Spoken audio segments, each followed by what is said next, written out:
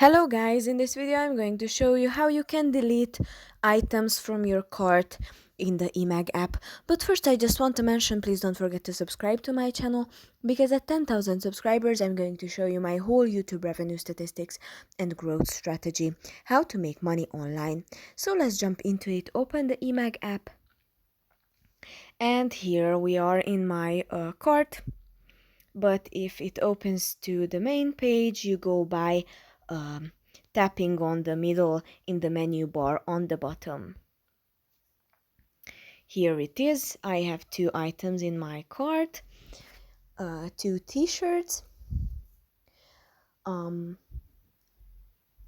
Next to the t-shirt, on the right, you will see these three dots